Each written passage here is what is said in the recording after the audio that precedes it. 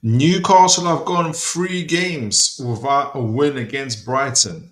Plan A hasn't worked. Will Plan B work? Find out right here on Toon Tactics TV, folks. Oh, brilliant from Shea. And now Murphy could take on the shot. Fabi and Shea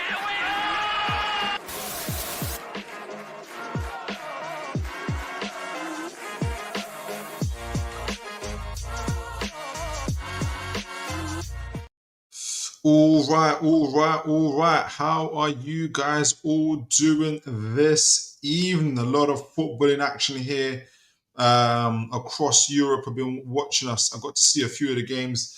Obviously, we're going to be we're doing the tactical preview tonight for Brighton versus Newcastle this Sunday, 2 o'clock.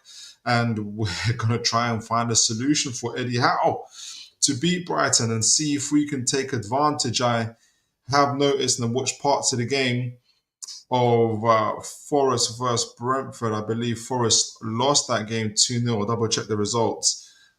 And that gives Newcastle an opening. And let me just double check. Let me see what they got as a score today. That gives Newcastle an opening, essentially, as well as the other teams chasing the Champions League. But it gives us an opportunity. We're obviously on 60 points currently. No, we're on 62 points. Forest are on 60 points. Should we beat Brighton, that will put us 5 points ahead of Forest. So this game against Brighton is very, very important. However, Brighton are very difficult. But before we get into that, I just wanted to double check. Let me put it on my screen. What was the scores from tonight across Europe? Obviously, Man United and Tottenham played in Europe as well. I watched parts of those games. Obviously, I was focused on the Brentford Forest game,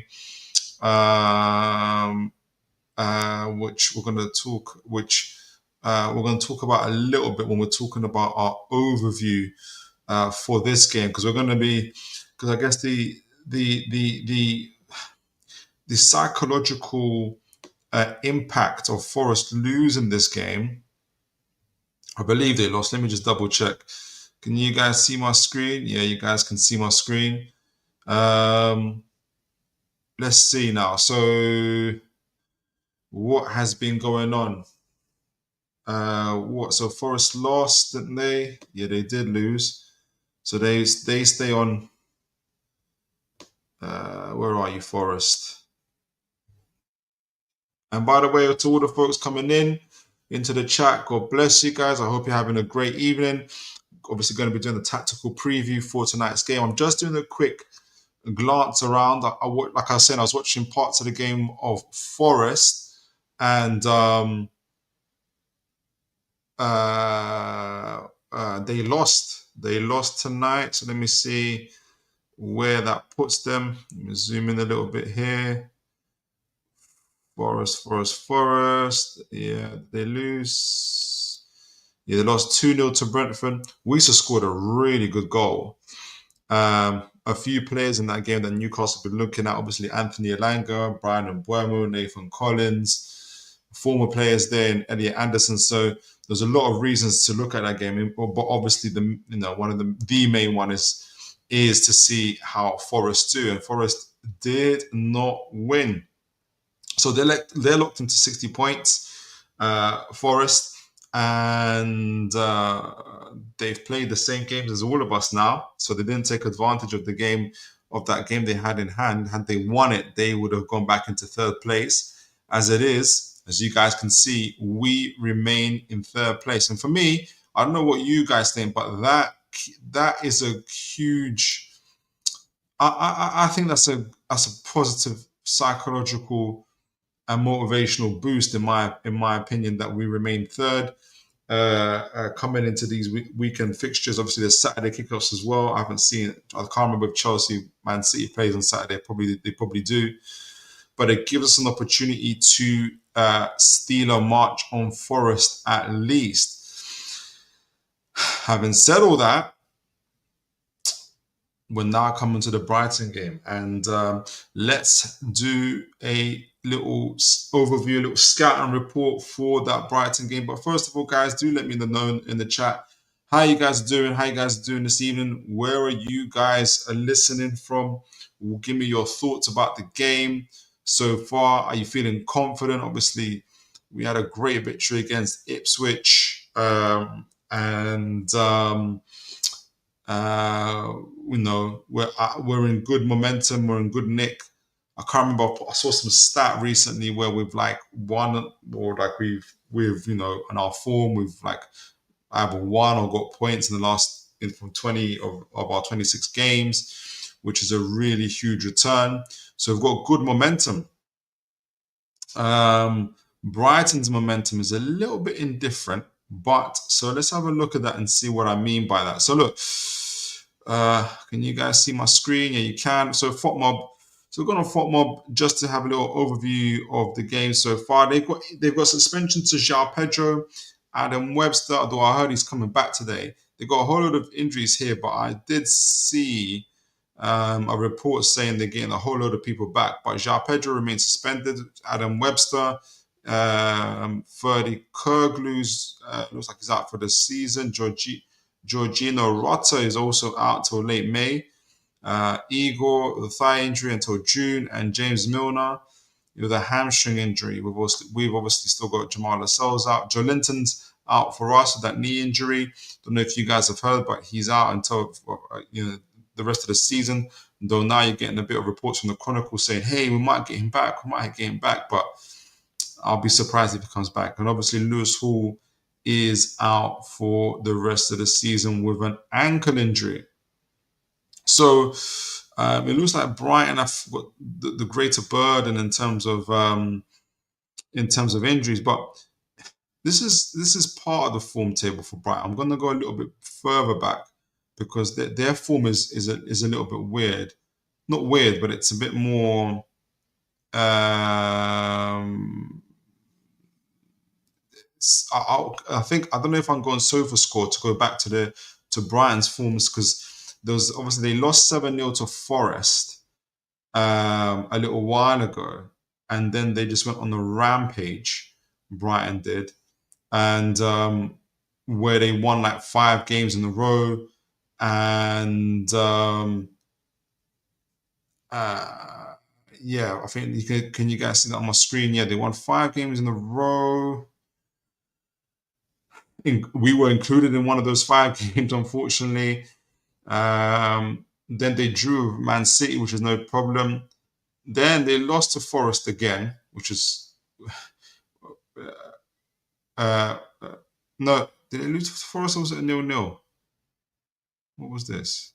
Oh, they lost in the FA Cup. I think it was the FA Cup. Lost on penalties. Then they lost to Villa. Then they lost to Palace. Then they drew. They drew with Leicester City. I think you should almost count that as a loss. Then they lost to Brentford, as you guys can see. And then their last game at home, they beat West Ham 3-2. But up to that point, they only got 2 points from their last 1, 2, 3, 4, 5, 6 games. So they're just a really consistently inconsistent side. And obviously now they're playing us, and they've been fairly consistent against us, which is annoying. So let's talk about them. And let's go back to our head-to-heads. I've got a few folks in the chats there. It's good to see Bobby Fairview. Good to see you, sir. God bless you. Big up, Philip. Hope you're keeping good, brother. Oh, I am living life to the full, sir. Living life to the full.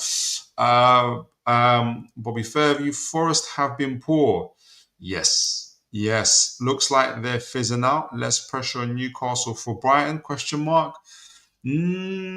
For me, it's a great question, Bobby Fairview. I think, is it less pressure? There's a yes and a no. So there's less pressure because we've got one less team to worry about for this round of fixtures. I think, though, there's more pressure to capitalize on it, right? Because if we win this game, we're now 5 points ahead of Forest. So that's one less team for sure for us to worry about for at least the next 2 games. And when now we're running out of games, it will take Forest, a big swing for Forest to overcome us. So that means essentially we'll have Villa, you guys, Chelsea, and Man City, and I forgot the fourth team to worry about. Who's the fourth team? Us? Yes, it's only you guys really. It's the four of us really to worry about um, from a Newcastle point of view. So I think it's pressure for us. This game against Brighton is really really critical for us because we can capitalize now. And also Bobby, if we win against Brighton, we've got that big 6-pointer essentially at St James Park against you guys, and it puts us, if we were to beat Brighton, it puts us in a situation now where we're going into that game against you guys on really, really good momentum. And you can just imagine, Bobby, that that St. James's Park is going to be absolutely buzzing. I don't know what time that kickoff's going to be. I hope if it's a late one for you, if it's a late kickoff, Bobby, it might be difficult for you guys. But yeah, and if we were to win that game as well, I think Champions League is all but wrapped up. So a lot of pressure on this game. Like I said, for Brighton, they've beaten West Ham 3-2 the last game, but before that they lost to Brentford 4-2. They drew to Leicester City, which for me is like a loss. They lost to Palace, they lost to Brighton. Whereas ourselves, we won 4 of our last 5. We lost to Villa in that one, but everybody else 4-1 against Manchester United, 3-0 against Leicester, 5-0 against Crystal Palace, 3-0. Like, our momentum's pretty good, pretty strong. However, if we look directly in our head-to-heads against Brighton, I'm going to do a little overview now. I've got a little tactical breakdown. I'm going to use, I'll show you guys. There's a good tactical breakdown of how Brighton play, and they've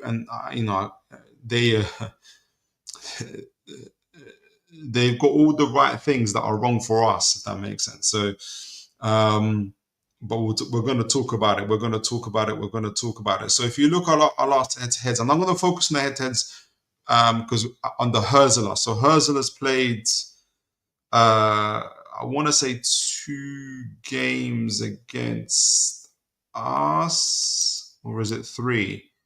I want to say 2 games against us, obviously. But we haven't beaten Brighton. We haven't beaten Brighton since 2023. Can that be right? 2-1, and that's a club friendly. Was that a friendly? No, okay. In the league, when the last beat? Don't tell me it's 2023. That's got to be a lie. Somebody in the chat tell me that's a lie. So 4-1, May 2023. Then we had a friendly which we won. Then September 2023, Brighton 3-1. Then it's 1-1. Then it's 1-0. Then it's 2-1. We haven't beaten Brighton since May 2023, guys. Wow. So that's Herzog and Zerbi. So the Zerbi, excuse me. Right. So I wanted to know, I'm going to talk about a little bit about that 1-0 loss we had at home to Brighton. Well, both games actually. We lost both games at home to Brighton, the 1-0 and the 2-1. But both, I think we lost for different reasons. And I'm going to talk about them a little bit. But, I mean, what's you guys' initial thoughts on that? And what do you guys think is the reason why we haven't beaten Brighton since May 2023, which is crazy? I'm going to share some thoughts, and then that kind of leads us to the tactical breakdown itself about that. Let me find that 1-0 loss because I wanted to show on Opta stats really. There's some interesting stuff there, especially the passing maps, and there's a really good tactical review. Forgot the gentleman's name. I'll put him up, or who talks about how Brighton play. So, which I'm going to discuss in a moment. But actually, let me do a quick overview of Brighton's squad and team as well before I get into that. I thought I was jumping ahead, so let me just get back to this. Share this tab instead. And then we'll talk about a little bit about Brighton. What are their strengths? What are their weaknesses? Some of their key players who won't be available. But I've got a few folks in the chat. Let me make sure I say hello before I continue there. Let's make sure I say good evening to you folks. Liam Knowles, good to see you, sir. God bless you, sir. Europa final will be a dead watch. Which team do you want to win last? 15th place playoff. Yeah. I would want Tottenham to win it, maybe because of you guys see me on Spurs rival show, but also I can't support it. I can't not support. I can't what's the word? Predict a team that wears the devil on their badge to win a game. So can't do that.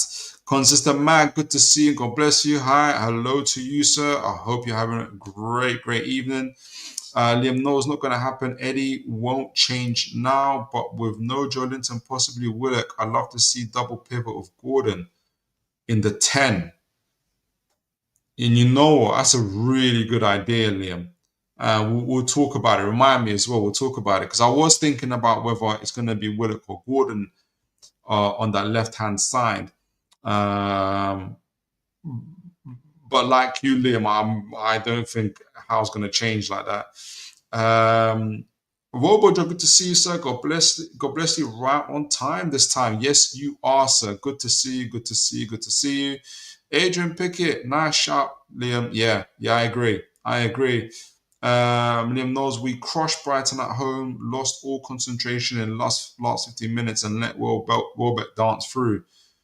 Was that the FA Cup game or the Premier League game before that? Because I thought the Premier League game, and we lost 1-0. Yeah, and Welbeck scored again in that one. I thought you would see the stats in that game. We had a really good game against them. Jog. At Liam there talking to Liam, excuse me.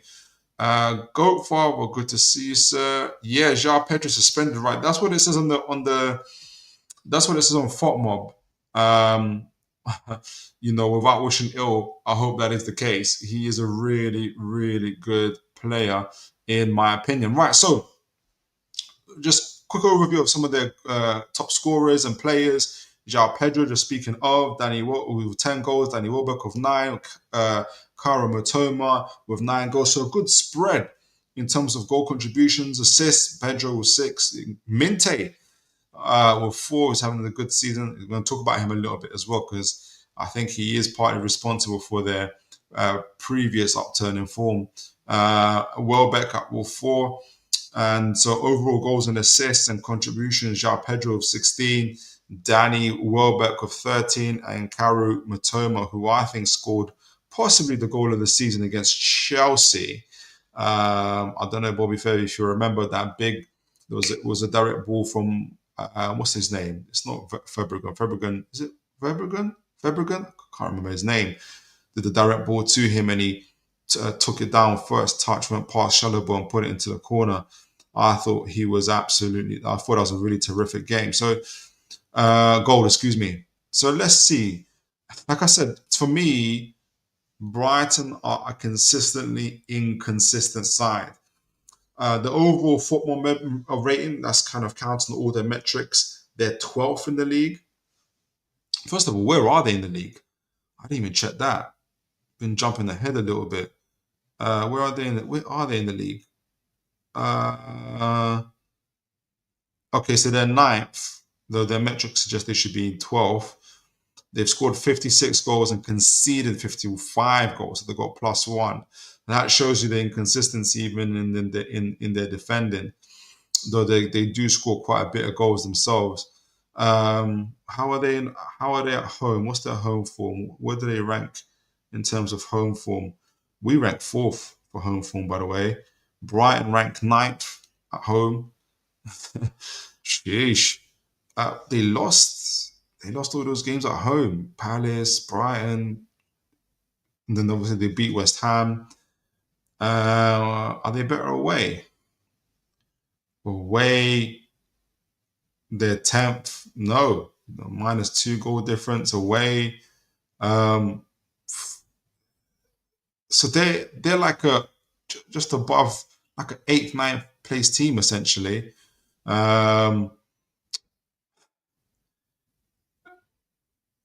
and let's see where they're at on the stats. And I think the stats actually bear that out as well.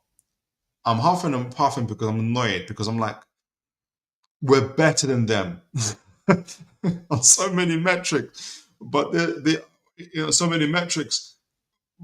We're going to talk about their players, their team, their tactics, um, uh, and how they managed to beat us all this time. And it's not by luck. I don't want to disrespect Brighton like that. It's not true. I think they beat us for the same reasons that Fulham and and um, Villa and those type of teams of Bournemouth have beaten us as well. So those mid blocks and those direct balls over the top, essentially, that have been really hurting us. So goals per match, Brighton are 8th in the league with about 1.6 goals per game. So verging on 2 goals per game. Goals conceded per match, 1.6 per game. So they nearly concede essentially 2 goals per game. Hence why their current goal difference is +1. Average possession around 7, so 52%. Clean sheets, they're 12th in the league of 7. So not too many bottom mid-table in that one. Expected goals, so the goals they expect to see, they're about where they should be with 52. I think they've scored 55, did I say 56 goals? They scored 56 goals. So they're kind of outperforming their XG really. Shots on target per match, nearly 5 shots on target, or 4.9, which is a good return. It's similar to ours, I think. They're 6th in the league for big chances created, which is, again, shows that attacking prowess. They're really, really good attacking team. As well, big chances missed, and they're 4th in the league for that. And this is where this is what lets them down, I think. Accurate passes per match, they're 9th in the league for that. Accurate long balls, which is the killer for us, really. They're 10th in the league for that.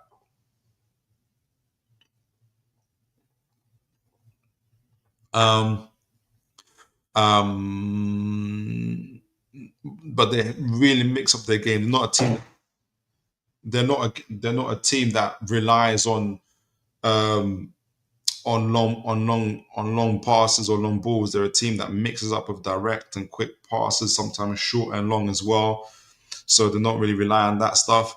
Accurate crosses per match. Speaking of that, they're 3rd in the league for that. They're 4th in the league for penalties awarded, which might be a sign that they spend a little bit of time in opposition boxes. And the fact that they're 7th in the league for that, touches in opposition box, lets you know that they can dominate territorially the pitches as well, and stay in opposition half. And we've seen that, we've experienced that as playing against them as well. Defensively, though, XG conceded, they're 9th in the league for that. So again, towards the mid-table. Interceptions per match, they're 10th. Successful tackles, they're 7th. That's pretty good. Clearances, 13th in the match. 13th in the league for that. Possessions won in the final third, they are 9th for that. So they're a decent pressing team. Saves per match, 19th. So their goalkeeper isn't that busy, which is interesting to see actually for a team that concedes so many goals, 2.4. So that's such an interesting that's interesting why that is the case. Discipline, fouls per match, they commit about quite a few. They're 4th in the league for that, which I think is an indicator of their intensity. They're 6th in the league for red cards. They've received 3 so far this year, and 71 yellow cards so far as well in the league. So a few things to work on defensively for them, goals conceded and everything else. And but having said that, their goalkeeper doesn't have to make too many saves in the game either. They've got some good attacking stats as well. In terms of chances created as well, a bit low on their conversion rate, which perhaps has let them down. Otherwise, they'll be a little bit higher in the league. Their goal difference isn't great. So again, it's that they seem to cancel out their good work through some of their defending, but uh, otherwise, they're really, really good side. And like I said, we haven't beaten them in a while. Before I get into that, I wanted to do a quick review as to maybe I was thinking about why we haven't been beating them, and I have mentioned obviously the direct the way they're able to mix up their game, whether it's short passes, long passes. There's also a tactical review that I wanted to show as well of how they play, which again exposes us a little bit. But before I do that, I think there's one comment in the chat. Wobo Jog.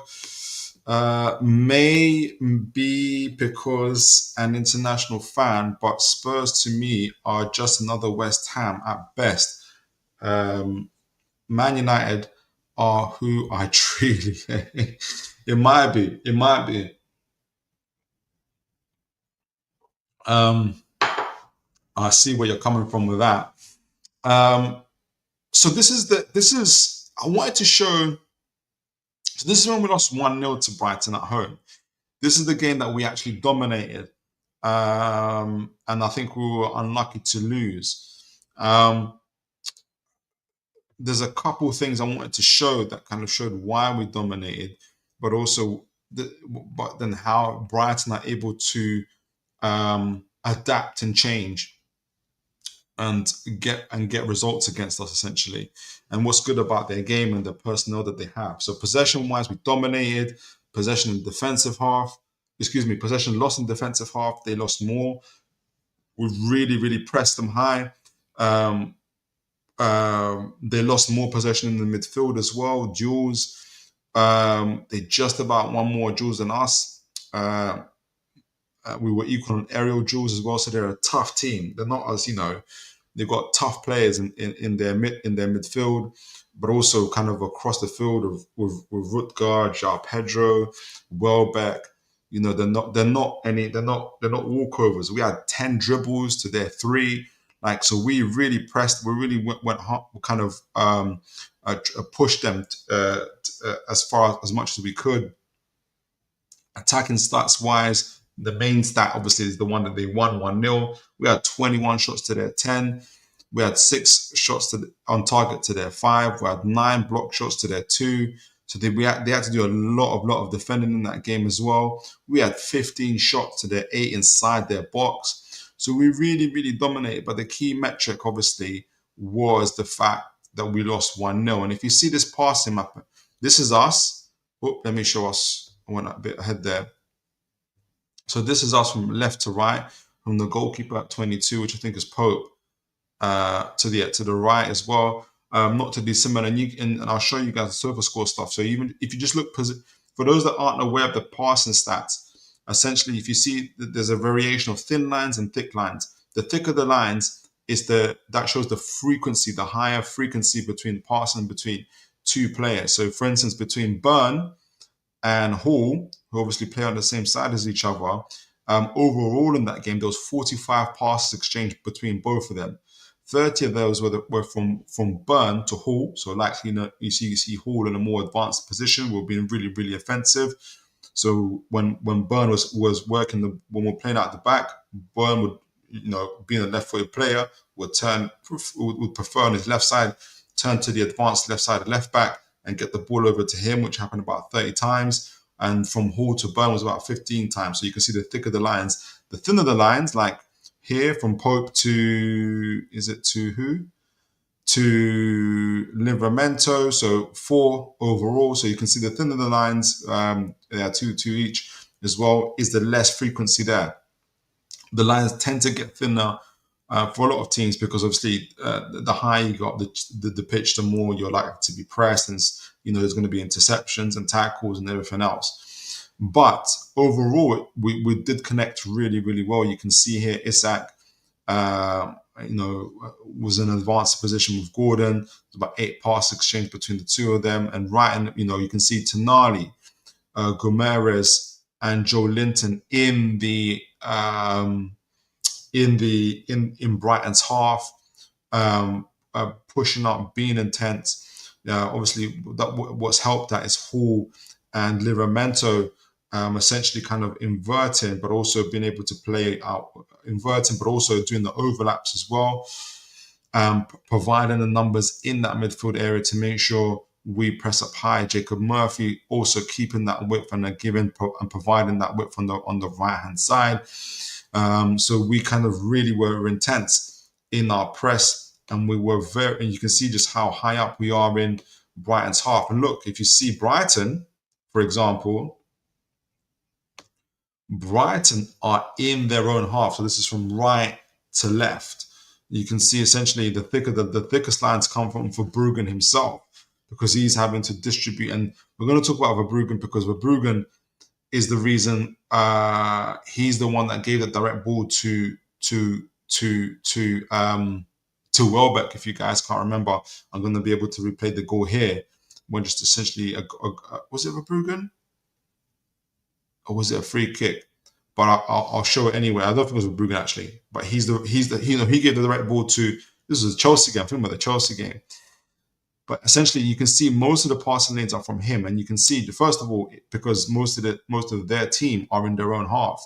The furthest man they got forward is Welbeck, and he's in the centre half, and that's how intense Newcastle were in their press. It's why part of me, I was going to suggest Newcastle go into the game perhaps in a 5-3-2, have a third centre back in Botman, but that's not how style. And I think if anything, he's going to do more of the same and be intense and make sure that we convert our chances.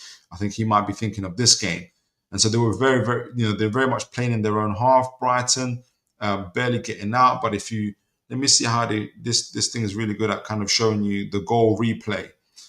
But even though Brighton couldn't play out of their own half, they are able to adapt and change really well. Let me refresh this one, and it will show you. So they just went direct. Welbeck again scoring against us. I think he scored about 2 goals against us this year so far, winning the game for Brighton. So rather than try to play it through our midfield or go out wide, because we've essentially pressed the life out of them, they went direct. So let me go and show you before I get back. This is a Welbeck's goal. Starts from, who is that?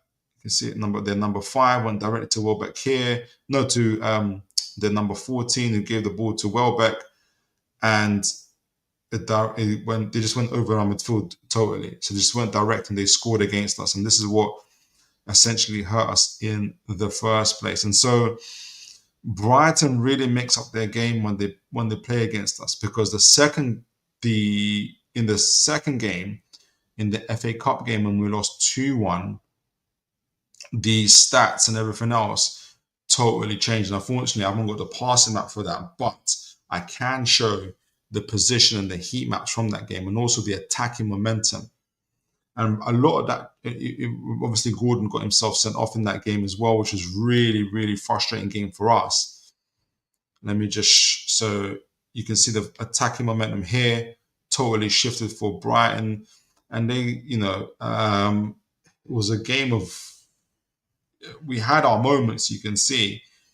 But it looks like, especially from Brighton, even though we scored the first goal, Brighton took over the game from about minute 20 to 30, and kind of took over that second half totally, and into that first half, and also dominating the first half as well. The game went into extra time when they scored the winning goal towards the end as well. But Brighton, in my opinion, I remember that game, really, really dominated well in terms of how they played in their intensity. And we'll be able to, that the average positions of the players does bear that out. So this is us. Is this us? Yeah, it is. And you can see positionally we're very, very different to what we were before. If you remember here, previously, we had Tonali, Bruno, Joe Linton, all in the opposition half here in Brighton's half. Whereas this time, Miley's playing, and next to Tonali, Bruno. I think Joe Linton was injured, uh, or was it? No, we had Miley, Tonali, and Joe Linton. So Bruno must have not been playing, and we were very much in our own half. And you can see Isak was very much isolated as well. And I think Brighton did really well. If you can see there, we'll get to Brighton's positioning right here, and they set up in the mid block. They set up in this mid block, which has been blighting Newcastle throughout the season like I said, against Fulham, against Bournemouth, both games for each of those games as well, against Villa. This mid block has really, really been hurting Newcastle because teams have just decided to go direct against our aging and a little bit less than athletic centre backs in Burn and Shaw, which has helped people. And you can see I think this is Jack Hinchelwood and Baliba create this pivot in between their centre backs of Adam Webster and Jan Paul Van Heck, who we've been linked to as well recently. But their fullbacks push up right up into their central midfield, and that allows their attacking players. So essentially, they've almost always got 5 at the back and 5 at the front, and they keep that balance, which allows because their central midfielders take up this position here. Their fullbacks in Tariq Lamptey and Estepinian push up to the halfway line as well. It allows their attacking guys, Yankuba Minteh on the right, who also actually goes from right wing to right wing back. He does his defensive duties there as well. You can see the heat map. He pushes up alongside Jorginho Rota, who's alongside João Pedro, who's alongside Kamaro Matoma. So they've always got 4 or 5 attackers on the other side. So even when they're defending, they're very, very dangerous in the transition. They can play for the midfield or short passes, but they can also go vertically and very direct. And when you've got big players, strong players like João Pedro, Ruta, who can control the ball, direct balls as well, but also with their pace, but also with their physicality.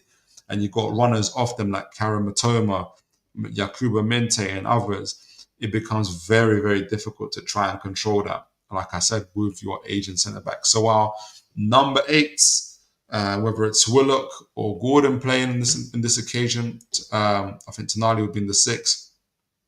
Bruno Gomes are going to be absolutely vital, or Willock will be absolutely vital in this game in tracking their runners. That's going to be one of the main important things in this game. So I want to show and it's because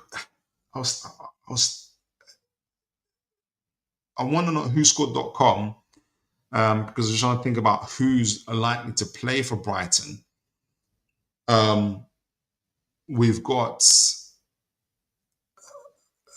so they think that Welbeck will start with O'Reilly in behind him, Matoma, Minteh, the front 3 with Hinchelwood and Baliba in the pivot, Dunk, Heck, Weaver, and Estepinian making up their back line with Verbruggen. Who scored predicts that Barnes will play alongside Isak and Murphy, and through the middle we'll have Tonali, Willock, and Bruno, with the usual centre back line of Trippier, Shaw, Burn, Livramento, and Pope. Now, it's always, and this is the part we're talking about formations. It says 4-2-3-1 here for Brighton, but Brighton don't play in this 4-2-3-1. I'm going to show this video.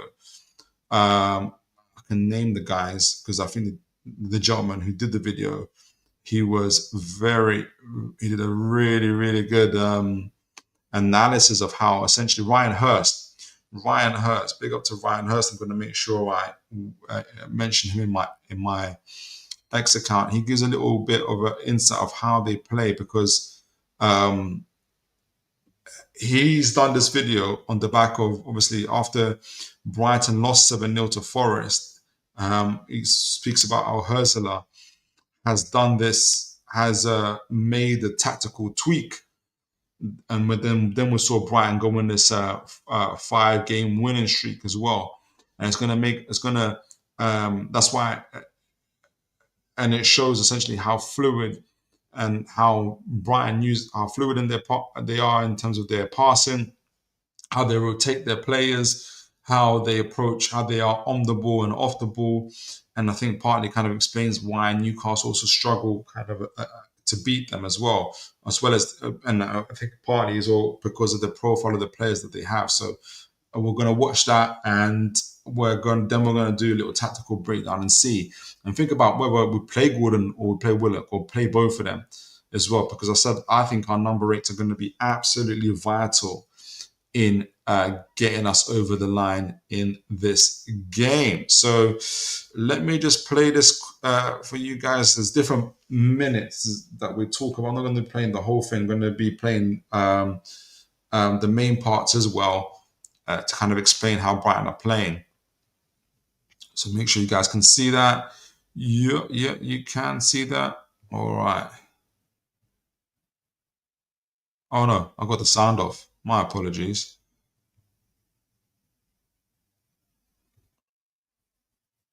Let me get the sound on. There's not a huge emphasis in the way Hurst the team plays, but more importance on the principles, player roles, and their focus. Yeah, he's just you just missed the part where he said that he's not overly worried. Hurst is not overly worried about formations and stuff like that. He's more worried about the principle of how they play the fluidity, the rotations, and their rhythm and the way they play their passes and everything else. That's his main concerns. When low in build-up, it's a 2-4-4. But the centre-backs in Webster and Van Heck. So, and this is where when people say, for instance, when we think about how like Newcastle's intensity in their press and the high press, and why Brighton have been so good in playing out from out the back and playing through the press, it's because of Verbruggen, and it's because of how Brighton do it. And it's really, really clever, and it puts doubts. I feel like it might put doubts in the minds of our press as well because of how they do it. To talk about here, essentially they play out from the back. They do a 2-4-4 with Verbruggen essentially becoming really it's a 3-4-4 with Verbruggen because he's excellent on the ball. And I want you guys to think about this because I also think that should we get James Trafford, and I know there's been talk about James Trafford and prices today. I think this is also something that Eddie Howe wants in terms of having a ball playing goalkeeper because of this is the advantage that he gives you, where essentially what happens is when you're playing out from the back with a goalkeeper who's good on the ball, like with a Bruggen, it allows you to have an extra man in that midfield. And so then it becomes very, very difficult for the opposition team to press because there's always that extra man. So you've got the two centre-backs in Webster and Van Heck splitting or literally on either side of the pitch, with Verbruggen becoming that third man in the middle, and it allows Lamptey or Minteh on the other end to join Belieber and Hinshelwood in that midfield area. So then it becomes, like I said, a 2-4-4, and then it allows in this case it's Minteh, or it could be Andringa or Mitoma to join the front three at the top, making it a 4. So now you've got Mitoma, Pedro, Ruta, and Minteh. So at each phase of play, because of that goalkeeper, if you're the opposition, you are being outnumbered by the midfield, and you also have to be careful of what happens in your final third in defending against their runners. And Minteh, Mitoma are really strong runners. You've got Pedro and Ruta who are strong on the ball, strong and aerially as well, who can provide those knockdown passes or even control the ball as well. And that's what keeps opponents on the back foot. And you can imagine when we've got, with Dan Burner and Shaw, who've had a really good year, but they just don't have the pace of a Pedro and Ruta. And they have to worry about Minteh. They have to worry about Mitoma. And that's where our number 8s, Tonali as well, are going to be so, so important in terms of tracking them down. There's a goal, and I'll show you what I mean by this. There's a goal that we conceded. Do I have it? Was it this game? Yeah, it was a goal that we conceded against Brighton. Hopefully they let me show this. That kind of exemplifies this. the pace and power that they have that scares the life out of our defenders. And what we do is the goal that Minteh scored. Let me make sure you guys can see this. Yeah, you can. All right, so let me get it. That's him celebrating there.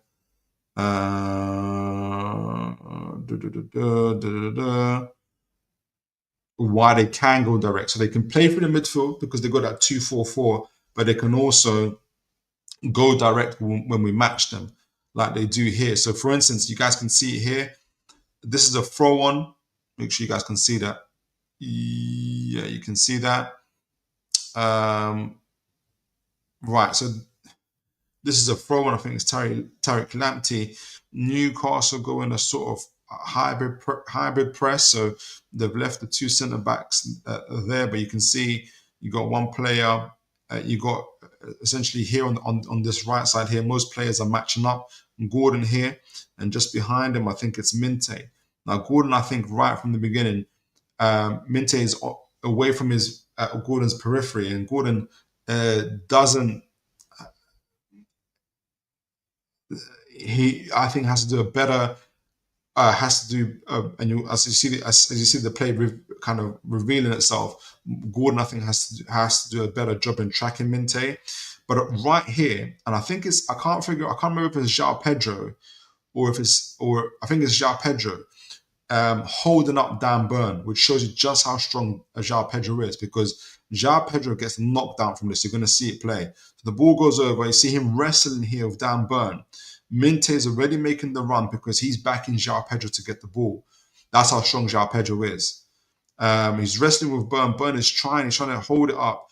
And because he's so focused on João Pedro, the ball goes over both of them and it lands to Minteh. Now, Gordon's hasn't chucked Minteh properly. If he had done, he would have prevented him from getting this ball, because now what's happened is all three of them are down on this right side and there's this huge gap, huge open space for João Pedro now sees, and he's about to run into, because he knows Dan Burn does not have the pace to keep up with him. Shaw's now made himself, has gone over to this side as well, and you've got this huge gap that ends up getting exposed. Now I think as João Pedro runs straight into it, Minteh now sets off. Burn is never going to catch him, and this is the part where you need Gordon, for instance, to at least go stride for stride with Minteh.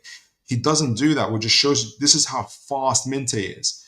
That Gordon, on this occasion, has not been able to keep up with him. Shaw is scared for his life. He doesn't know whether to approach João Pedro. If he does, he might miss him, and then he's over on goal. Or if he does also go to him as well, he might get the ball over to Minteh.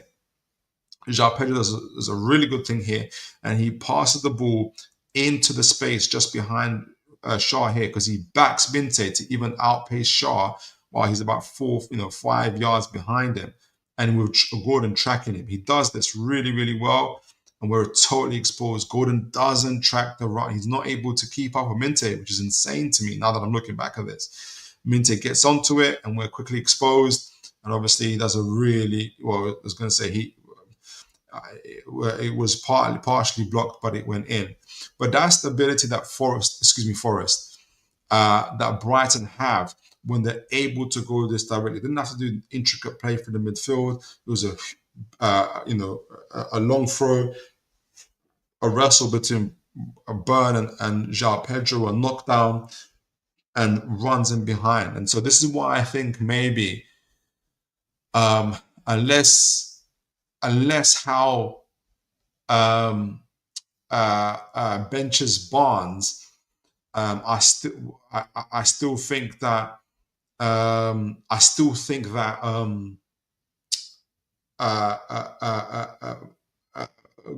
Willock will play in this number 8 role. But you can just see how quick Minteh is. Gordon, who's our fastest player, I think. I don't know if Minteh is like just faster than Gordon, but Gordon's thinking isn't defensive minded in this part. I think Joe Linton blocks off Minteh's run, so he's not able to make that run. And this is why I said that I think our number 8s are going to be really, really, really important in this situation, in this game. But going back to this 2-4-4 formation that they play, like I said, it gives them the opportunity to be able to play out from the back, and kind of avoid the press. You saw Newcastle's press there. They kind of did a hybrid press where some were man for man, others weren't. But then Brighton was still able to either do in parts out muscle, and the other parts be direct, and the other parts use their pace and their strength to get beyond our lines. And so that's something that Eddie Howe is going to be aware of in this game as well. So I want to fast forward it now, where in this video they talk about a mix of Brighton's mix of direct and their mix of play. Again, something that really, does trouble us in terms of how we play as well. All right, so let's play this. Make sure you guys can see it as well. Yeah, you can. Oh, got one comment as well here from Michael S. Good to see you, sir, and God bless you. Just come across you recently. Really good content, mate. I really appreciate that, Michael. I'm glad you're enjoying the content, the content, and happy to have you on as well. Let me know which I'm trying to break down this Brighton game, and I'm trying to figure out a way that we can solve some of this, how we can get a win essentially, because Brighton have all the ingredients that trouble us, and we're still a team in transition. Had we had more perhaps athletics in the backs, I love our centre backs, I wouldn't be as nervous about the game, but we are where we are. All right, so Brighton direct and a mix of play. They do maintain. You see them here again in that 2-4-4 formation going forward as well. The 2-4-4 shape. They have Rutter and Welbeck or João Pedro to attack the box and centre backs as Brighton go and match the opposition's defence with 1v1 battles. So because they go in at 2-4-4, they're able to go 1v1 with the oppositions, and they don't mind that because they got the profile of players they've got. Newcastle, were known as bullies, as a physical side, but people forget there's teams like Brighton who got João Pedro, who got Rutter, Belieber, strong players, Hinchelwood, and Van Heck and all those guys. They're not no shrinking violets. This is a big, strong, physical side. And look to create space for each other. But they can also transition into that 3-2-5 we see every. And this is where they cause that kind of outnumbering when you got the fullbacks. Well, fullback stroke wingers, Minteh in particular, you see him pushing up together with Lamptey. And some people might say, okay, they leave gaps at the back, but this is where they've kind of found their balance, Brighton. You can see with Van Heck and Webster at the back, but you've got across the front three, Belieber and Veltman and Hinchelwood, and Belieber covers the ground really, really well as well. Team news. Lamptey may push. And one of the things I have, sorry guys, one of the worries I have, because speaking of gaps as well, one of the worries I have is Isak and Gordon will be great for this, trying to expose the gaps. But I don't know about you guys, but Isak hasn't been moving around as great as I'd like him to. I don't know if he's. I know there's kind of rumors about his groin and everything else, but one of the key things in this game and Brighton have been really good at, is isolating Isak, and we've got to make sure that we keep him in this game. We keep him involved as much as possible as well. And sometimes Gordon is key for that. Obviously, Willock is really good at that. Our number 8 is going to be so important in this game as well. Free team news. Lamptey may push up, so Matoma can come inside. So exactly, they push up, and then you get the situation when you've got this Matoma, Pedro, Ruto, all in the centre, and now you've got 3 forwards and the possibility in the centre of the pitch, in the centre together, in the opposition half, and with the threat of causing overloads. So you're going to have to make sure that with your Tonali, that you're tracking those runs of Matoma.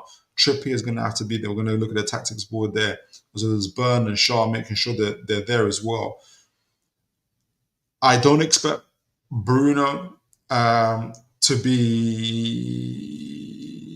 He will have to track back, but he won't have the pace to keep up with Matoma or Lamptey. So Howe has to be able to think about that in terms of how we deal with this direct play and how we're able to also break on them. So I wouldn't be surprised if you just leave Bruno a little bit more in an advanced position so we are able to hurt them on the break as well. Apologies, guys. Let me just back it up a little bit there. Free team news. Lamptey may push up so Matoma can come inside. Veltman may do the same so Minteh can come inside. One of the midfield two, Baleba or Hinshelwood, will commit further forwards only when the time is right. But they'll always have 5 attackers forward and at least 5 back. And that's the balance. And that's the balance they've had.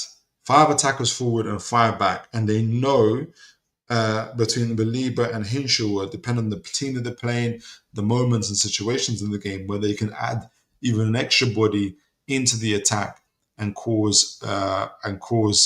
add more to the offensive side of the game. And you saw Baleba actually scored the winning goal against West Ham as well, which kind of proves that as well, that they're able to do that. So let me kind of also show how they press, how Brighton are pressing as well.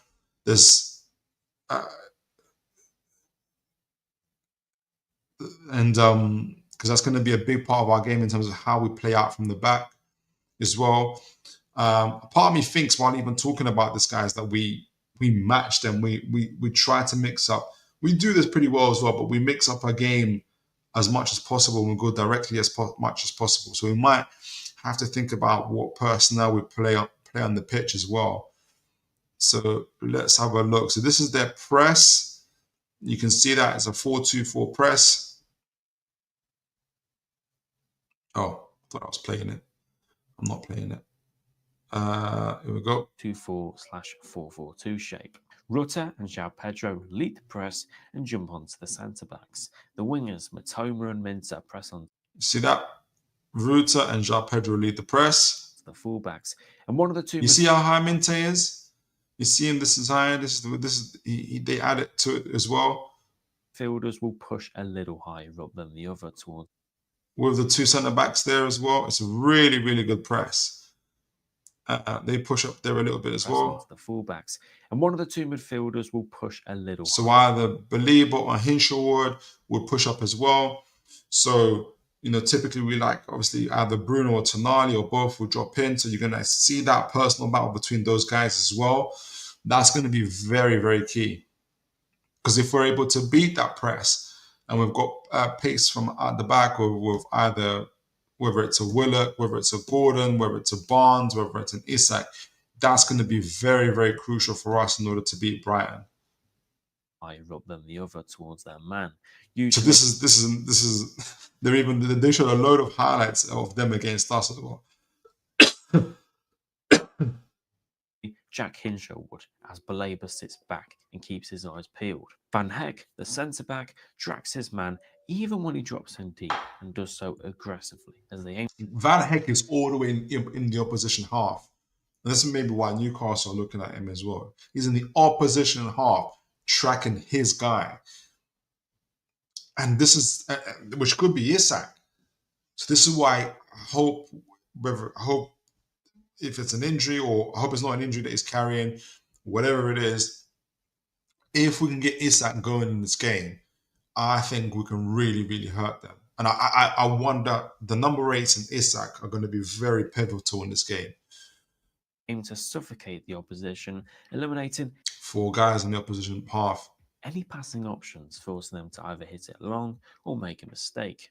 When they hit it long, their centre-backs are very physical and strong. Van Heck, as Gordon found out, got himself a red card in that game as well. So off the ball, on the ball, whether it's direct, whether it's short, Brighton are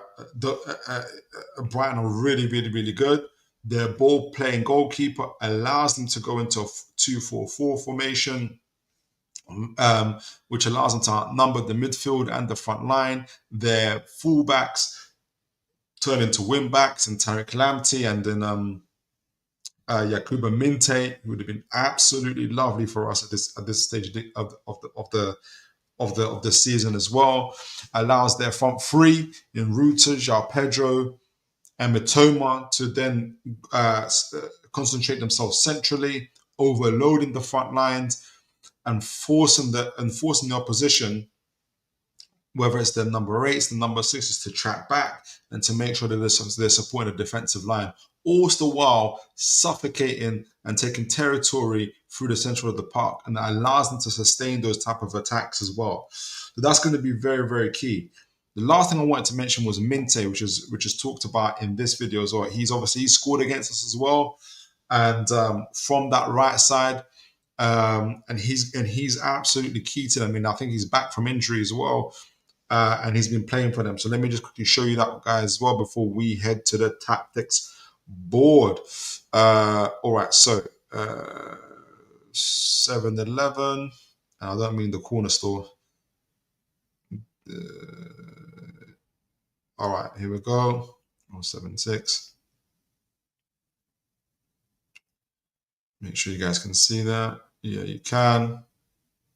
Joins the back line at right wing back, which pushes the right back. Right, so he just mentioned, let me just go back a little bit. As you can see, Brighton have Pedro or Welbeck back in their own half, and you may see something else. Their forwards worked really hard. Yakuba Minteh joins the back line. He joins the back line, he goes up forward as well, which sometimes Joe Linton does for us in a different capacity. So our number 8 does that. Right wing back, which pushes the right back to right centre back. And they turn into a 5-4-1 when they're in like a really, really defensive shape, making a 5-4-1 that does transition into a 5-2-3 when the opponents go backwards. With so many players back, it completely reduces the space for any opposition to attack, and also invites them to commit more men forward. So when a turnover occurs, Brighton hit the brakes straight away, which we saw and we suffered from that. And this is where our centre backs suffer as well. The space is very compact, narrow, and they transition into a 5-2-3 from the 5-4-1 with Rutter and Mitoma joining the striker, leaving the midfield to push the opposition back. Pace, and if you put that in that, I know Pedro is not available, but Welbeck could be causing this as well. Pace, power, physicality, confidence. These guys are no joke. But also allow for them to escape their own half. With Minteh joining the back line, a lot of people may suggest to just attack that side, maybe send direct balls that way or take him on 1v1, but it isn't. So Gordon, Barnes, whoever, but it's not that easy because he's good at defending. That easy. If you send a direct ball, then Mitoma has the energy and athleticism to chase back. He keeps saying Mitoma, it's Minteh, and he corrected himself. Space, take him on 1v1 with a winger. Well, Brighton's 5-4-1 allows them to double up on wide spaces and also have a right back defending more narrowly. So if he's beaten, he has another defender who specialises in wide spaces to cover for him and for the winger to try and beat. So Brighton have found a really good way, really good balance to be defensive and offensive, whether it's a 5-4-1 or then when they're kind of attacking, turning into a, what did he say? Is it 4-2, what did he say? 5-4-1 to a 5-3-2 to be able to attack directly and quickly with Mitoma and Ruta joining João Pedro as well, to be really, really direct. So it's not just a case of Newcastle being high intensity and pressing, although this will be key in the game. It's also a case of Newcastle essentially being clever in how we press and also how we attack and try to expose any weaknesses they have. My guess is in terms of how comes in the last 4 or 5 games before the West Ham game, why Brighton hit a rough patch. it's because of their injuries. They had a number of injuries. To play this way, this level of intensity for Brighton, which I think they do, you need players to be fit as much as possible. And when they're not fit, I think Minteh wasn't fit. You had to have Believer playing at centre back. That naturally affects how you play. So now they've got players back. Of course, when they're playing Newcastle, they've got players back. That's going to affect how they play. But guys, what do you guys think of Brighton so far? And what's your ideas? Do you guys have any ideas, any thoughts, any solutions as to what we can do to break them down? I didn't get a chance to put their names down as well. So you have to work on me and we'll kind of break down the tactics board of what we can do, what we need to do. And who would you have in the starting lineup? I mean, for this case, I've got Willock here and Barnes here, but I'm very, very open to putting on Gordon, anybody really, to try and make a difference. What do you think Hal will do? I can't remember their players' numbers. So if you're a Brighton fan and you happen to be here, if anybody knows their numbers, do let me know and I'll fill it in. For now, I'll follow the who scored lineups, and but I'm open for Brighton, but I'm open to suggestions as to who could play. So Mitoma and Minteh are available, annoyingly. And I really, really like Mitoma as a player. I know he's 27 years old now. I'll speak about 27 like it's old. It's not old. It is nowadays in terms of markets and stuff like that. But he's at the peak of his powers, and I'm I think he was injured last year, wasn't he? Hence why he wasn't picked up. But I think he's such a great, great player. Hinshelwood and Belieber making up that pivot. Hinshelwood's another player that I think needs to be picked up. I think he is a good CM, good central midfielder. It could be the renewing of Gordon and Van Heck as well in this game as well. So who have I got? Heck and Dunk in the central partnerships here. Heck, Dunk, and Heck frustrated the heck out of Gordon to the point last time. If Weaver has to play right back, that if Veltman is still injured, that could be a point of weakness, because Weaver's a central midfielder, DM really, by trade. So not everybody's quite fit yet. So that might be a point of weakness for them. Welbeck, although it's like maybe hope he does. The longer he goes, does he tire out? As well. Verbruggen, I couldn't spell Verbruggen for a minute. All right. So what can like I said, our number rates are going to be absolutely key in this game. What we do. My greatest worry is how they expose how Brighton expose our centre backs, because that's what's going to be key for them in trying to expose our centre back. So what does Hal do to try to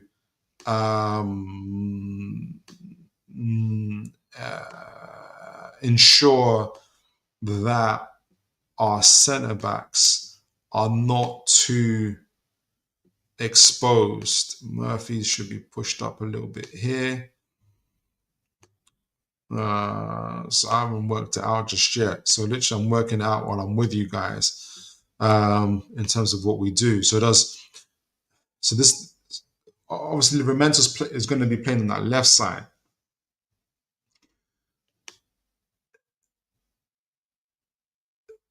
Brighton, as it said, you're going to have their two centre backs splitting like this. Heck, and Weaver. The good thing is, if Weaver does play, if Veltman is not available, is Veltman not available? I think Veltman's not. If Veltman's not available, that will be really helpful, because Weaver doesn't have the pace So it might be down to Minteh. Let me just make sure, because Minteh then might have a double, even a harder job, because Weaver isn't going to be doing overlaps. Because to make this work, you need Weaver to do overlaps. Is Veltman injured? He's not on their injury list. So why is he not on the? Why are Who Squad not playing him? Because I think Veltman will play. To be honest, I think Veltman will play to make this work, in my opinion. Mighty Mag of C, good to see you. Philip, hope you're well, mate. I am blessed. Good to see you, sir. J7 going to be a miss. Our tank, he is. He is going to be an absolute miss in this game. I think Veltman played, unless somebody can tell me. Can anybody tell me is Veltman? If what is happening with him? Is he injured? Let me ask Google. Is Veltman injured? Is Veltman injured?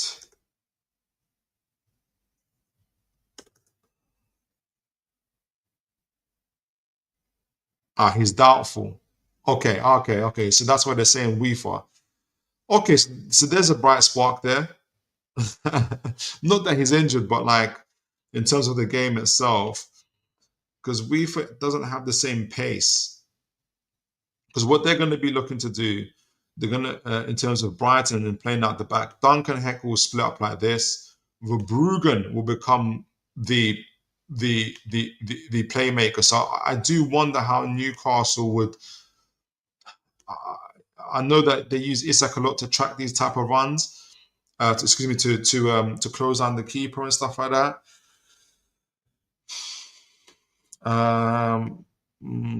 So what that happens then is you allow Estepinian to push up like this, Weaver to push up like this. Then you have Baliba and Hinshelwood would be very, very key. Then you got Welbeck going up like this, Riley up beside him, Matoma trying to create a situation as well. So Trippier's going to have to be either Weinstein or what the situation is with Sharby up here and Tonali. Would it be Burn? I think it'll be Burn here. Typically it's Burn, probably Burn up against Welbeck. Maybe Tonali drops off and keeps himself in between Shaw and Burn, looking for the runs here. So Bruno up against Hinshelwood, Willock up against Baliba, Barnes against Heck. And that leaves, yes, people might say, but then Weaver's open. But then you'll have Barnes either tracking his runs here. This is a difficult ball to do. Verbruggen's excellent on the ball, but you can lose the ball if you're not careful in this one as well. So I think Verbruggen would much prefer to have it give out to Dunk. He might go direct and try and use Welbeck to knock it off to O'Reilly. And that's where Tonali is going to be very key in making sure he's sweeping it up, as well as Burr making sure that he matches up physically to Welbeck. Part of me just thinks that Isak, I think, forget trying to close down Verbruggen, keep Isak back, block the channels to Hinshelwood, and allow maybe Bruno to go back a little bit and take care of O'Reilly. Maybe give Tonali a little bit of freedom. Either way, actually, give either Tonali or Bruno a little bit of freedom to either be available for a return pass or to choose or to kind of be ready for any kind of any other runs either from a through the center, or if Estepinian gets the ball on the left side here to be available against any breaks, rather than Isak, going off and trying to track down Verbruggen. That's going to be key, and in making sure that we break them down, but also in terms of not getting caught from out the back, because obviously that's how they scored last time as well. I think one of the keys to this game is us being able to catch Brighton on the transition, as the gentleman said, Mr. What's his name? I'm going to make sure I get his name because he did a really, really good breakdown. Ryan Hurst. They keep a very balanced. They have, when they are defending Brighton, if they are, so I think how we press is going to be number one thing. Like I said before, I move on. How we press is going to be very, very important. I prefer Isak to not be chasing down Verbruggen because we leave ourselves more exposed than we need to be, in my opinion. But and you guys remember, for instance, the goal that Man City scored against us. That direct ball over the top where Mamouche, I think Trippier caught Trippier tried to header it, went over him as well, and then Mamouche got onto it. So all these things, I think, we're going to have to be meticulously planning. And if you keep Isak back in this situation, block the channels to Hinshaw, you then you allow Bruno to be freed up to track down Riley, and then you give the opportunity for us to have essentially have like 4 at the back and match their numbers. So you can have a Burn, a Tonali, a Shah and Trippier here, making sure we block their runs as well. That'd be my thing, because the key thing is going to be for Brighton is to try and get into these spaces here. Make this a little bit, tiny bit smaller. Oh, can you guys see that as well? Yeah, you can. And making sure they don't get beyond our space here. All right, so the other key thing is going to be them defending. So they like to get into this 5-4-1.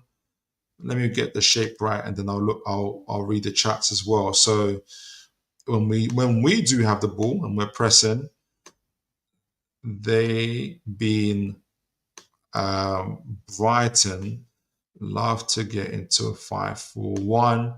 Minteh supporting that, so it allows Dunk Heck to go a little bit closer. Weaver is a tall guy, like 6 foot something. Weaver might be the key in this game. Like I said, he doesn't do the overlaps. I wonder how Minteh will still do if we can expose that side a little bit. We'll talk about that in a moment.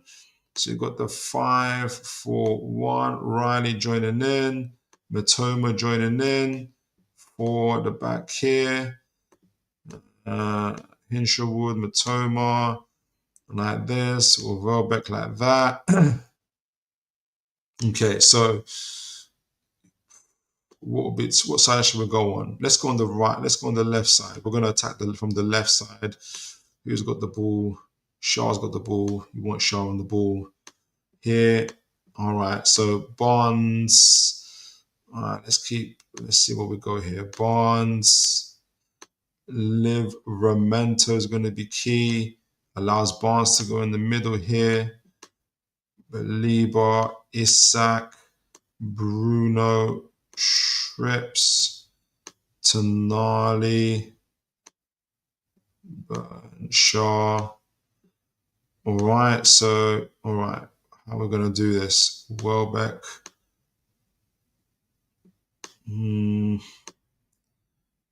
Belieber, Tonali, Trips might be key, might stay here as well.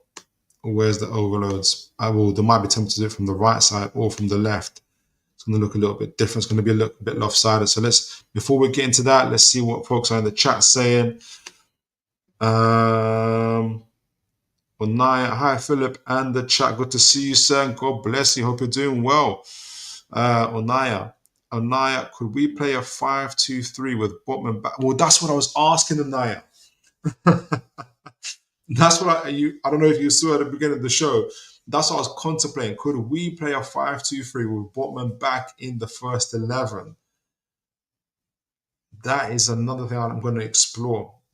My only thing, and I'm in agreement with you and the only thing is, imagine us giving this story to Eddie Howe. And the reason why I don't think Eddie Howe may not go with it, although this could be a surprise, he might view he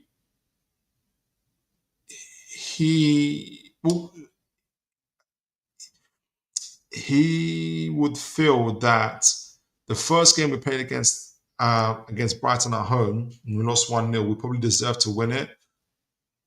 We didn't get the goal, and that would have been different. The second game was a bit different. Brighton pushed up.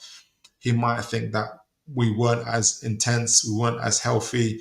We had somebody missing. Or was it Joe Linton maybe? I think he might think what he's doing is working against Brighton. He just hasn't had the rub of the green. But I agree with you on that. I'm wondering if Botman might be key for us in this game. This game feels like it will depend on how well Willock can cover Baliba, especially when he carries through the middle. Yeah, and tracking those runs. It's going to be the number 8s are going to be really, really, really key in this game. So when we're attacking, I'm going to talk about Botman in a moment because maybe he would be key in this game as well. Otherwise, so when we're attacked, they go into a 5-4-1. You got the option of either Trippier going in like this and being an extra option if we choose to go down the right-hand side. Either, when Trippier takes up the central position here, either he can send the ball in early. If we then just, try and press up and see what happens in terms of trying to get the ball in early and try to get the headers off, or you'll get this type of situation where Murphy goes out wide, Trippier gets the ball over to him, Bruno advances, and either Hinshelwood or Matoma would have to defend. And Trippier tries to create overloads. Matoma would have to track him down, and either Hinshelwood or Matoma will try to pick up Bruno as well. Those type of situations, I think, is risky because then that's how we get caught out as well. That'll be interesting. Or we go down the left side, keep Trippier back away from Matoma, down the left side, especially if we play. I don't think he has the pace, although he's a good midfielder. I'll put Murphy down the right side. All right, so Trippier's here.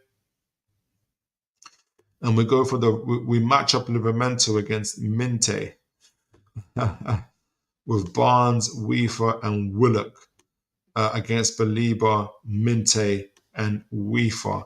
And this is going to be key as well. And I think, again, this goes back to Isak as well. Also providing himself, being an outlet, Bruno advancing here as well. Can we isolate Minteh and see how Livramento does against him in the 1v1s, or Livramento sometimes tucks in and instead he got Barnes.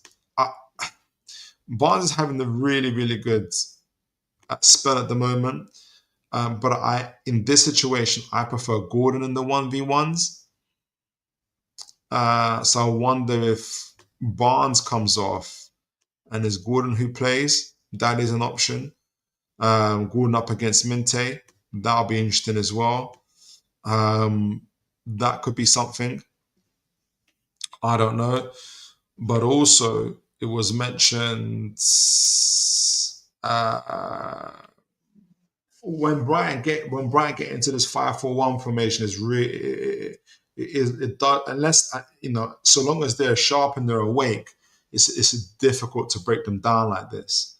That's why I think our biggest hope will be but I think the biggest way for us to score in particular will be through the transition play. So Brighton will try to attack, will attack, though they will be very offensive. We know that they concede goals. They've only got a +1 goal difference as opposed to ours. I can't remember what our goal difference is at the moment. So the centre backs will push up, Dunk and Heck, together with the two pivots of Baliba and Hinshelwood. Where's Baliba? Here he is.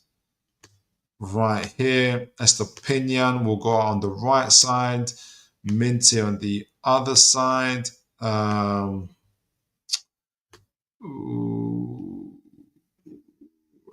Heck, Dunk, O'Reilly joining Welbeck, and they'll try to create these type of overloads here. Matoma tucking in, Riley tucking in right next to Welbeck. Minteh on the other side, and sometimes they have the option of Hinshelwood or Belieber going up, but they will try to be disciplined, have 5 attacking, 5 defending.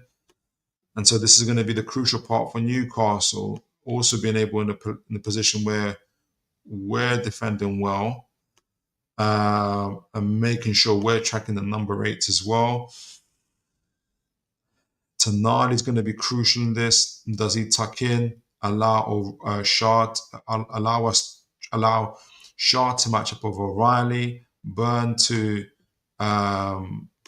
match up with Welbeck, Livramento to go out against Minteh, and then Willock to also be there in support. So you got either Tonali here. You'll have to have this type of discipline here. I think you'll see Hinshelwood trying to get up, Belieber getting up. So I think Isak's going to be very, very key. You're going to have Heck, Dunk. I think Isak is going to be very, very key in these type of situations. Where is Heck? Here we go. Heck. You see Belieber, Hinshelwood. They'll be cautious. They're not crazy. I think Tonali's role is going to be very, very key. Does he track Riley, for instance, and allow Shah to go out and support Trippier in 1v1s against Matoma? Allow Murphy to go up against Estepinian if they choose to go out. If they choose to go out on the left, that's going to be crucial. If they choose to go out on the right, through Minteh on the ball, Livramento going out to meet him here. Dan Burn making sure he's tracking the runs of Welbeck, and Willock being the second person in the middle here. I've left Gordon on, Belieber here, making sure he's screening his back three, screening the back line. I just think Isak I think Isak, rather than just staying up here, has to keep Belieber or one of the pivots occupied, in my opinion. Bruno's role is going to be key in these type of situations. Where does he go? I would think that he would be also be available for us to break on the break as well. I don't think you want Bruno always here, kind of supporting further numbers. I think Tonali is going to be key in allowing to kind of either go centrally and checking the runs of O'Reilly, allowing Burn to match up like without kind of worrying too much about what's happening behind him, with Welbeck, Shaw supporting Trippier and others. So if the ball does break, you get these type of situations. Hopefully it breaks to a Willock who can run up with the ball and put at least Belieber in a mind of, do I meet him and leave Isak, or do I continue tracking Isak, who's probably going to be pushing up, and and cede more territory to Willock to push up like this, and Gordon goes out on the left, and so that's how we can break. That'll be interesting to see. But I think Gordon, Isak are going to have to be their really sharp selves. The other thing, obviously, Naya brought it up and we talked about it, is the 5-3-2. So who would we sacrifice essentially in that midfield? So for instance, instead of Willock, do we have Botman? I think this is do we play Botman? Forgot Botman's number. Is it 4? Say 4 for now. Do we play 5 at the back? The one disadvantage of that is that I think we cede territory pretty swiftly. But what it does, though, you then got 3 big centre backs in Shaw, Botman, and Burn in the middle. What you could have then is Trippier more free to go out and deal with Estepinian in 1v1s. Welbeck and Botman can match up with, well, Burn, either Welbeck or Riley, whoever comes in. And then you've got the freedom of Tonali and Bruno. That could be a thing. Gordon and Isak, perhaps a little bit more centrally, but providing some pace and giving Hinshelwood and Belieber some cause for concern. So they don't think they can just go out as much as they like. Maybe free up Murphy a little bit. That could be something. We might go into a 5-3-2 because then it gives us a little bit more to kind of a little bit more freedom to watch for the runs, which we know that Botman is really, really good at, and just match them up that way. We beat Arsenal that way as well. So that might be something. Let me know what you guys think. 5-3-2, or do we stick with a 4-3-3? Either way, guys, I think it's going to be a very, very, very tight game. You probably hear from my voice where I'm not quite sure of the best approach and then maybe who the best personnel are. If we do play a 5-3-2 with the Botman, I think Willock stays on the bench. I think Gordon and Isak are best to play as well. Our best would be our best strikers going forward. I think our best advantage, like I said, is going to be trying to catch Brighton on transition. Send in your score predictions, guys. Send in your score predictions. I'll give my score prediction and end up with a little bit of transfer talk and get you guys' views on things. I think it's going to be a difficult game. I think Brighton are still trying to get into Europe. And obviously, we're trying to get Champions League. So I think there will be a lot of intensity in this game. I think the one chink in their armor, they've got several chinks in their armor, really. Defensively, they're not been great all season. And they need all their personnel to make things work for them. Otherwise, they have consistency. However, they do have a few of them back. What state they're in, how healthy and how good they are, remains to be seen. But they just got a victory over West Ham. So that might be something. If Weaver plays instead of Veltman, I think that left side could be exposed, especially in the transition. So that might be something to look at. I'm going to back that we've learned from our mistakes from the past. Because we really need the victory. I'm going to back Newcastle to win 2-1 with Gordon and Isak on the score sheet. So 2-1 to Newcastle. I'll be super, super happy. But let me know what you guys think. What is your score predictions? I would love to hear it. So, guys, a lot to go on from there. We were seeing just how good Brighton are on the ball, off the ball, physically, direct play, short passes. They know how to beat us. They want to isolate our centre-backs, Shaw and Burn in particular, and get their pace. Either match them up with their physical players, whether it's a Welbeck, Ruta, whoever's available, and have their pacey wingers in Minteh, Mitoma, or runs in from their number 8, so Belieber and others trying to cause us harm and damage. So that's going to be absolutely key in terms of how we handle that midfield battle. I like the 5-2-3 setup, Unaya. Botman gives us extra cover in that central areas as well. I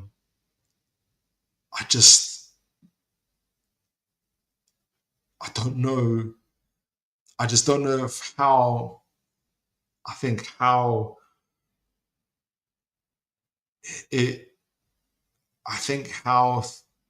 would believe that we just got to get our press and our shape right rather than the formation. I think he likes the three in the midfield, and I think he might trust Willock.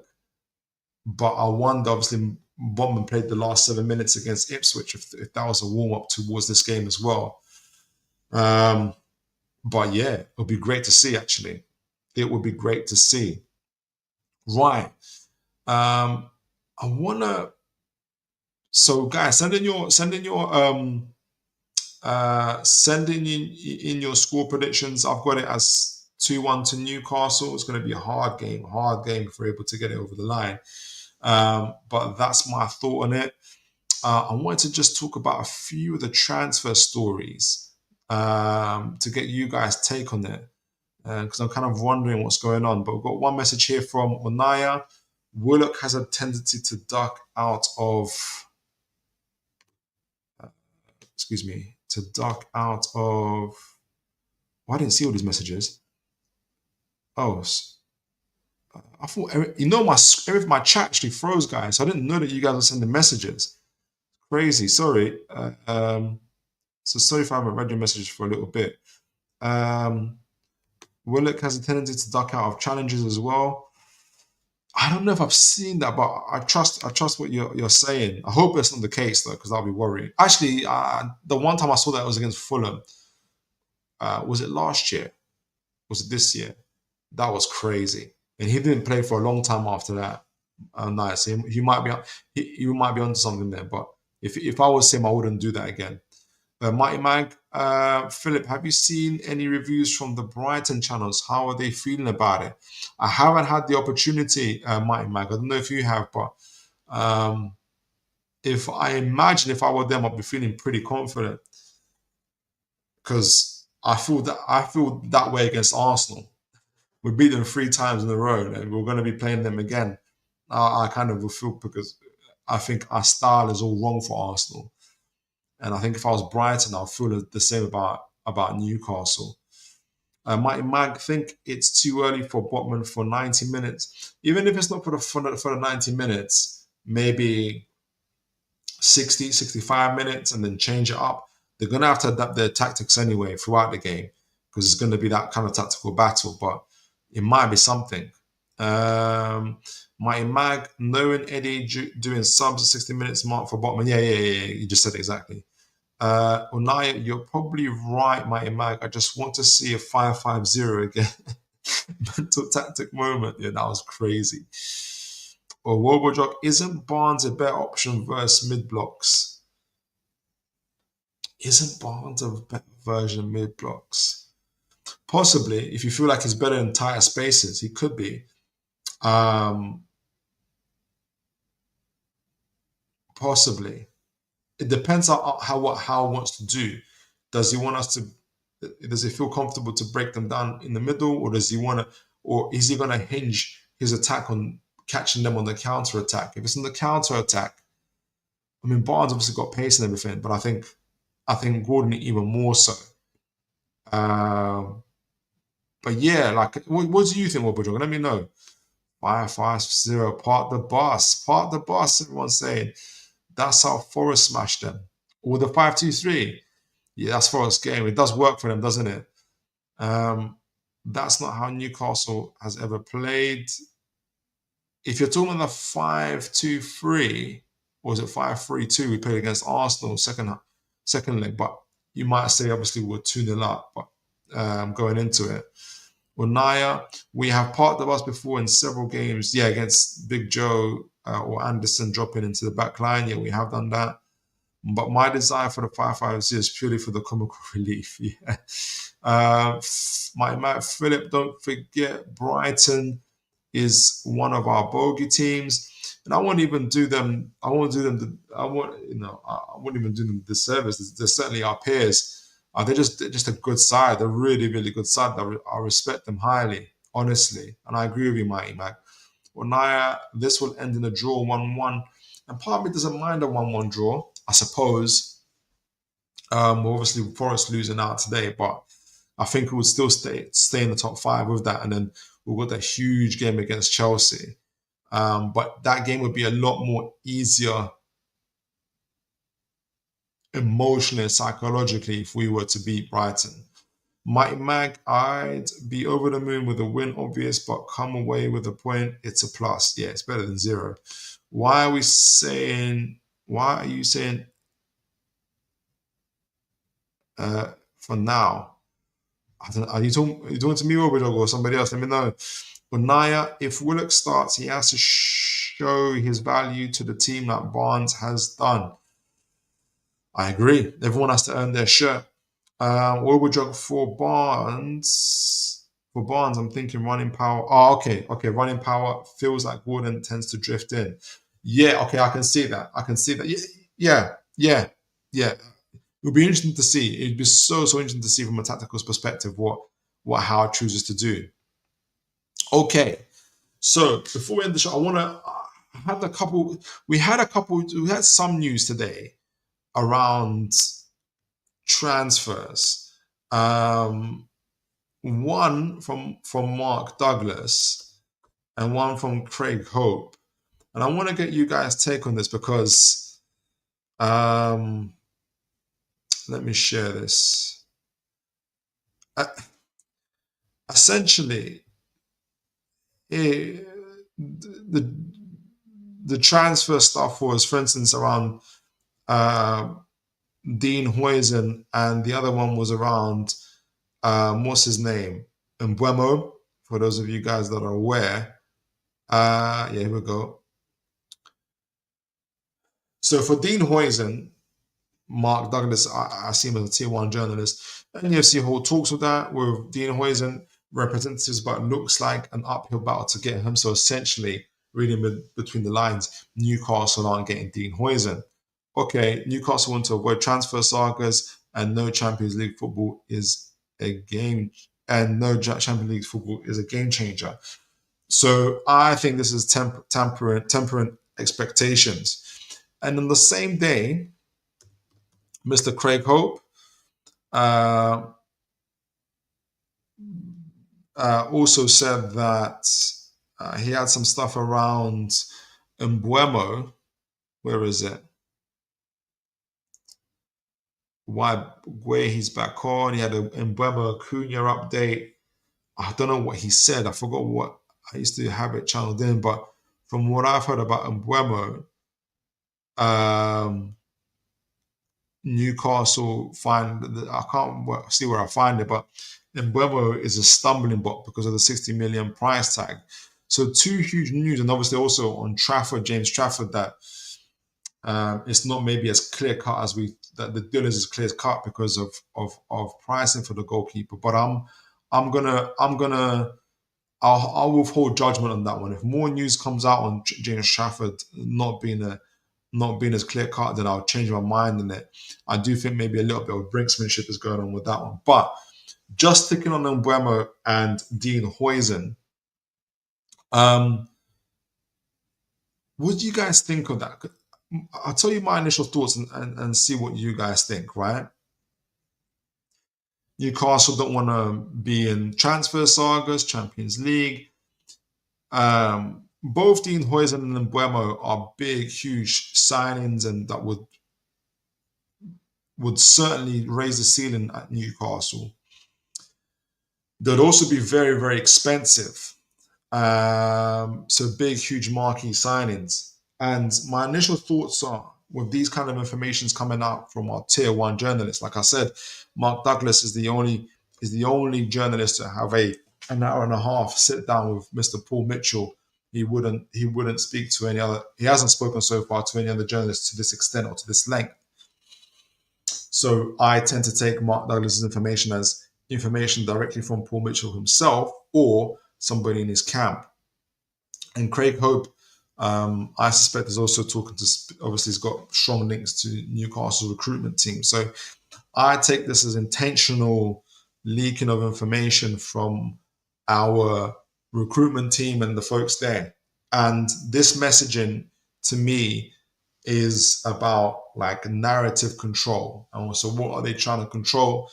I feel like they're doing a couple things. It doesn't mean that they don't want the players or still might not go in for the players.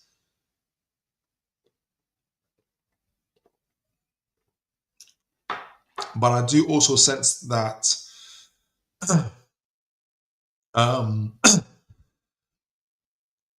they feel that they might not be able to get these targets, and there'll be other players they're looking at.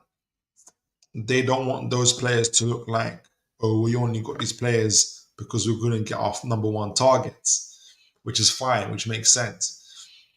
I think also, I don't know what to think really. I get kind of a mixed message. I think they're trying to control the narrative. I'm trying to think in what way is the narrative to control, where they're saying where it's a bit of brinksmanship, with Bournemouth, for instance, Dean Huijsen, and with Brentford and Mbeumo, and they're trying to do almost public negotiations, or is it directly telling us, telling agents, telling the players that, hey, we're not getting these guys and we're gonna go elsewhere? What do you guys think? Where do you think Newcastle summer is leading to? Do you think we're gonna get our top targets? What's the situation? I'll be interested to see. Mighty Mag, Huijsen, everyone is after him. He would be a dream sign. Yeah, everybody is after him. And the messaging is that I think he's kind of made up his mind where he wants to go. Probably Liverpool, I would think, is where he'll go as well. Mighty Mac, Mark Gahey coming to his last year of his contract. I wouldn't be surprised if we get him. Yeah, possibly 30 million, 30, 40 million. I think we might end up paying 40, 45 million. I only say that Mighty Mac because if Mark Gahey's 30 million, he'll attract bids from like Bayern Munich and everybody else. So if Newcastle might be forced to bid a little bit higher,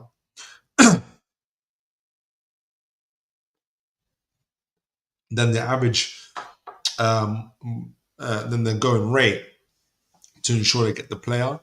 So that'll be my thing.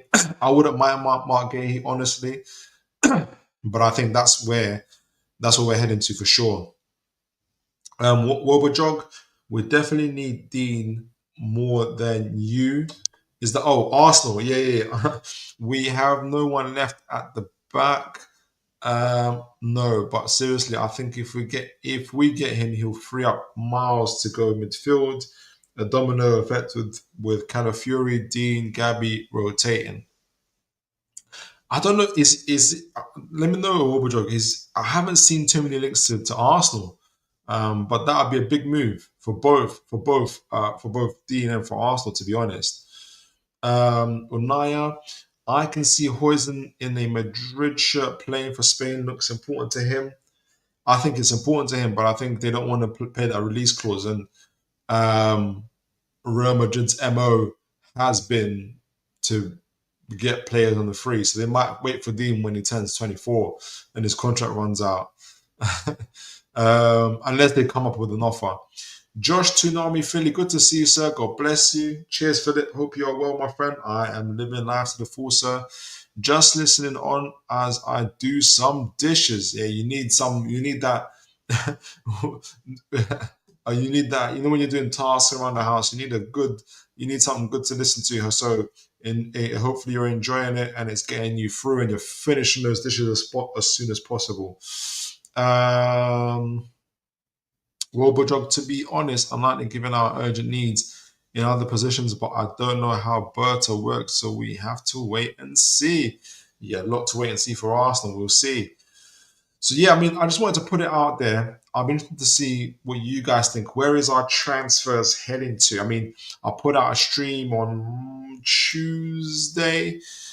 Some of the guys I think that we've bid for before, like your Anthony Langers and Mark Gaheys. I think they're still targets.